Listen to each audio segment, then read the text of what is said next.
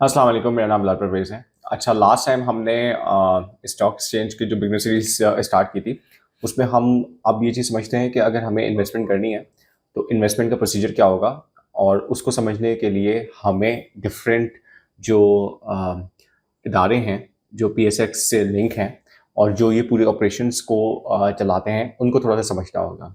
Because without understanding this thing, just पैसे लगाना does not make sense because अगर आपने लॉन्ग टर्म इन्वेस्टमेंट करनी है या ट्रेडिंग भी करनी है तो उसके लिए ये चीज़ ज़रूरी है कि आप ये समझें कि डिफरेंट इदारों में किस तरह से आप काम कर सकते हैं, यानी अपना पैसा किस तरह से इन्वेस्ट करेंगे और अपने शेयर्स को किस तरह से आप सेव करके रख सकते हैं। बिकॉज ये चीज़ बहुत ज़्यादा ज़रूरी है कि आपकी जो कस्टडी ऑफ शेयर्स है वो क्लियरली आपको पता हो कि कहाँ पर है।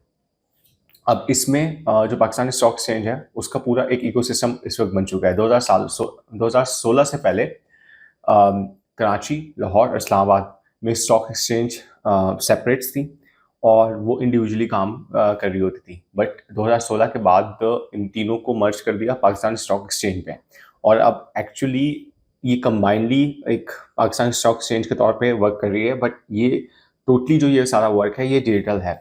अब इसमें हम सबसे पहले ये देख लेते हैं कि जब ये सेपरेट एक्सचेंज थी तो ऑब्वियसली जो सिंध के लोग थे, कराची के लोग थे, वो फिजिकल जाके भी पाकिस्तान स्टॉक एक्सचेंज कराची में आ जाते थे। लाहौर वाले या पंजाब वाले लाहौर में चले आते थे, अब कंट्री वाले जो है वो इस्लामाबाद में चले आते थे। बट अब ये सारी चीज़ें जो है वो आपके पास डिजिटल आ गई हैं और ऑनलाइन आ गई हैं। अब इनमें हमें 5 जो प्लेयर्स हैं पाकिस्तान स्टॉक एक्सचेंज को लेके, उनको समझना ज़रूरी है। वो 5 प्लेयर्स कौन-कौन से हैं? एक तो हैं इन्वेस्टर्स, जो आपके और मेरे थे, जैसे रिटेल इन्वेस्टर्स हैं या फिर इस तरह के बैंक्स हैं और दूसरे इंस्टीट्यूशंस हैं, फाइनेंशियल इंस्टीट्यूशंस हैं जो कि इन्वेस्ट करते हैं इन चीज़ों में। तो इन्वेस्टर एक हो गया। दूसरा हो गया ब्रोकर्स। ब्रोकर्स वो कंपनीज़ जो बेसिकली लार्ज अमाउंट में जिनके पास शेयर्स होते हैं और वो शेयर्स आपको बेचते हैं एक छोटे कमीशन के लिए। इसके अलावा लिस्टेड कंपनी, यानी जितनी भी कंपनीज़ हैं जो कि पाकिस्तान स्टॉक एक्सचेंज में लिस्टेड हैं, उनके शेयर्स अवेलेबल हैं ख़रीदने के लिए, या उन्होंने कभी दिए थे और अब वो किसी न किसी के पास हैं, तो उनके शेयर्स आप ले सकते हैं। तो लिस्टेड कंपनीज़ हैं जिनके शेयर्स हम ले सकते हैं। चौथी चीज़ है एक्सचेंज इटसेल्फ, पीएसएक्स जो एज अ होल एक प्लेटफॉर्म है। ये चौथी चीज़ आपके पास हो गई। और पांचवी जो कि बहुत ज़्यादा इंपॉर्टेंट चीज़ है वो है रेगुलेटर्स। रेगुलेटर्स की अगर हम बात करें तो हमारे पास एससीसीपी है, security and exchange commission of Pakistan. NCCPL है, नेशनल क्लियरिंग कंपनी, जो मेक श्योर करती है कि बायर जो है उसके पैसे ट्रांसफ़र हों और सेलर तक उसके पैसे पहुँचें और सेलर से शेयर्स जो है वो बायर तक पहुँचें। और इसके अलावा आपके पास सीडीसी भी है। आप सीडीसी को एक लॉकर की तरह समझ सकते हैं कि जो बेसिकली कस्टडी रखती है आपके शेयर्स की। इसमें मज़ीद भी आगे जाके हम बात करते हैं। अब एक्चुअल में होता क्या है, जब भी हमको ट्रेडिंग करनी होती है या इन्वेस्टमेंट करनी होती है तो हम पहले ब्रोकर के अकाउंट में लॉग इन होते हैं, क्योंकि आप पीएसएक्स में डायरेक्ट ट्रेडिंग नहीं कर सकते, स्पेशली एज रिटेल इन्वेस्टर। उसके लिए ज़रूरी है कि आपको पहले अपना एक अकाउंट एक ब्रोकर के पास खुलाना पड़ेगा। और ब्रोकर को देखना कोई मुश्किल काम नहीं है। ब्रोकर आप बहुत आसानी से गूगल पे जाके लिखें या पाकिस्तान स्टॉक एक्सचेंज की वेबसाइट पे भी जाके आप देख सकते हैं top 10 brokers of Pakistan by Pakistan stock exchange और इन पाकिस्तान स्टॉक एक्सचेंज। तो वहाँ पे आपके पास लिस्ट आ जाएगी, आप उनमें से किसी के साथ भी अपना अकाउंट ओपन कर सकते हैं, ठीक है। क्योंकि ये जो लिस्टेड सारे ब्रोकर्स हैं ये अप्रूव्ड ब्रोकर्स हैं, तो इनमें से जो भी आपको पसंद आए आप उनके साथ ले सकते हैं, ठीक है। अब होता यह है कि आप ब्रोकर के अकाउंट में जाके लॉगिन होते हैं। लॉगिन होने के बाद आपने अगर बाय करना है तो फॉर एग्जांपल अगर कोई शेयर जो है वो 800 रुपये का है और आपने 100 शेयर बाय करने हैं, ठीक है, तो 800 मल्टीप्लाई बाय 100, ये अमाउंट आप ब्रोकर के अकाउंट में ट्रांसफ़र करेंगे और वहाँ से आप रिक्वायरमेंट कर लेंगे, ठीक है।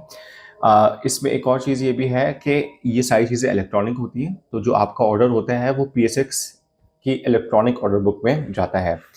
अब अगर कोई और जो सेलर है, किसी के पास अगर 100 किसी के पास जो है 100 शेयर अवेलेबल हैं, तो वो 800 रुपये के हिसाब से आपको भेज देगा और ये ऑटोमेटिकली सारा काम हो जाएगा। इसमें मज़ीद डिटेलिंग भी होती है। समटाइम ऐसा भी होता है कि लोग किसी पर्टिकुलर प्राइस को सेट करते हैं कि मैं इस प्राइस पे लेना चाहता हूँ और मार्केट में उस वक्त प्राइस या तो उससे ऊपर होता है, तो वो वेट करते हैं कि जब प्राइस नीचे आए तो वो बाय करें, but that is a detailing. मोटी मोटी बात यह है कि अगर मुझे शेयर खरीदने हैं तो मैं ब्रोकर के अकाउंट पर लॉग इन होऊंगा, पैसे डालूंगा और जो शेयर खरीदने हैं उन शेयर्स को मैं खरीद लूँगा। ठीक है, या आप उसको इस तरह से समझ सकते हैं जैसे दराज की वेबसाइट अगर आपने यूज़ की है तो दराज वॉलेट होता है। आप अगर दराज के वॉलेट में पैसे ट्रांसफ़र कर दें तो आप डायरेक्टली प्रोक्योरमेंट वहाँ से कर सकते हैं। इसमें एक चीज़ मैं आपको बता दूं, इसमें COD वगैरह का कोई ऑप्शन नहीं होता। तो जितनी भी ट्रेडिंग है वो ऑनलाइन होती है और आपको ऑनलाइन ही पैसे ट्रांसफ़र करने होते हैं और ये ट्रेड जो है जनरली इंस्टेंटली होती है, इल्ला ये कि कभी ऐसा होता है कि मार्केट बहुत तेज़ी से फ्लक्चुएट कर रही होती है और आपने कोई ट्रेडिंग की और जो पैसे वो बहुत तेज़ी से ऊपर बढ़ गए और आपका जो हिट पॉइंट था वो उससे नीचे था। तो उस केस में समटाइम्स ब्रोकर के अकाउंट्स में आपकी ट्रेडिंग रुक भी जाती है, बट ये रेयर होता है। नॉर्मली इंस्टेंटली जो है ये ट्रांजेक्शन्स हो जाती हैं। अच्छा, अब एक और चीज़ भी है कि जब आपने ये ट्रांजेक्शन कर दी तो उसके बाद फिर इन शेयर्स की सेटलमेंट होती है गवर्नमेंट के रिकॉर्ड्स में, गवर्नमेंट के इदारों के रिकॉर्ड्स में। बिकॉज जब एक दफ़ा ट्रेड हुई है तो जैसे ही आप बाय या सेल करते हैं तो बेसिकली अगर आपने बाय किया है तो कोई और है जो सेलर है, उसके पास से शेयर्स आपके पास आने हैं और बैक एंड पे जो हमने इदारे डिस्कस किए जिसमें national clearing company of Pakistan है, NCCPL, और सेंट्रल डिपॉजिटरी कंपनी जो है, ये तो बहुत अहम रोल प्ले करते हैं। ये मेक श्योर करते हैं ये दोनों इदारे कि बायर जो है वो पे करे पैसे शेयर्स के और सेलर जो है वो डिलीवर करे शेयर्स को। याद रखें सारी चीज़ें इलेक्ट्रॉनिकली हो रही हैं और जब ये सारी चीज़ें सेटल्ड होती हैं तो इसमें टोटल 2 दिन लगते हैं जिसको T+2 डेज कहते हैं। कोशिश ये की जा रही है SCCP की तरफ से कि इसको एक दिन पे लाया जाए, बट एट द मोमेंट जब हम ये बना रहे हैं वीडियो, इस अभी 2 दिन लगते हैं शेयर्स को पूरा ट्रांसफ़र होने में। यानी आपके ब्रोकर के अकाउंट में तो आपको नज़र आ जाएगा कि आपने शेयर परचेज कर लिया, लेकिन सेंट्रल डिपॉजिटरी में आते आते उसको 2 दिन लगेंगे। और सेंट्रल डिपॉजिटरी कंपनी मैंने जैसे कि आपको पहले भी डिस्कस किया था कि it's just like a locker. आप समझ लें कि आपने अगर गोल्ड खरीदा है, गोल्ड खरीद के आप लॉकर में रखते हैं, तो ऐसे शेयर्स खरीद के आप CDC में रख रहे होते हैं, CDC में आ रहे होते हैं। ठीक है, और CDC में भी फर्दर फिर डिफरेंट अकाउंट्स की टाइप है, लेकिन वो आज का हमारा टॉपिक नहीं है। अब इसमें सवाल ये आता है कि मैं इन्वेस्टिंग कैसे स्टार्ट कर सकता हूँ। तो इसके सिंपल स्टेप्स हैं। आप ब्रोकर को चूज़ करें। 10 जो ब्रोकर्स मैंने आपको बताया कि पाकिस्तान स्टॉक एक्सचेंज की वेबसाइट पर जाएं, वहाँ पे 10 ब्रोकर हैं, जो भी आपको पसंद आए आप वहाँ पे चूज़ कर लें। अकाउंट ओपन करें अपने NIC के साथ। अगर आपने 10 लाख या उससे कम की इन्वेस्टमेंट करनी है तो आपको ये भी बताने की ज़रूरत नहीं है, आप सहूलत अकाउंट सिंपल खुला सकते हैं। आपको ये भी बताने की ज़रूरत नहीं है कि आपकी कमाई कहाँ से आ रही है। लेकिन आप 10 लाख से ज़्यादा इन्वेस्टमेंट करना चाहते हैं तो फिर आपको पूरा फुल अकाउंट खुलवाना पड़ेगा और उसमें आपको बताना पड़ेगा कि फॉर एग्जांपल आप जॉब करते हैं, बिजनेस करते हैं, तो उसकी डॉक्यूमेंटेशन आपको देनी पड़ेगी। ठीक है। तीसरा, फंड डिपॉजिट करें और आप अपनी ट्रेडिंग या इन्वेस्टमेंट स्टार्ट कर दें। ठीक है। इसमें एक और चीज़ भी है कि जब भी आप ब्रोकर के साथ अकाउंट खुलाते हैं तो ब्रोकर के अकाउंट खुलने के साथ साथ आपका एक सब अकाउंट CDC में भी खुलता है। ठीक है, तो ब्रोकर में जब भी आप ट्रेडिंग करते हैं ब्रोकर के ऐप में, तो वहाँ से शेयर 2 दिन में फिर CDC अकाउंट में आपके सब अकाउंट में ट्रांसफ़र हो जाते हैं। तो इसकी भी ईमेल्स फिर आपको आती हैं। अब इम्पॉर्टेंट टिप मैं आपको बता दूं जो कि जितने भी लोग बिगनर्स हैं उनके लिए, एक चीज़ हमेशा याद रखें, ट्रेडिंग करने का गोल्डन रूल या इन्वेस्टमेंट करने का golden rule, learn before you earn.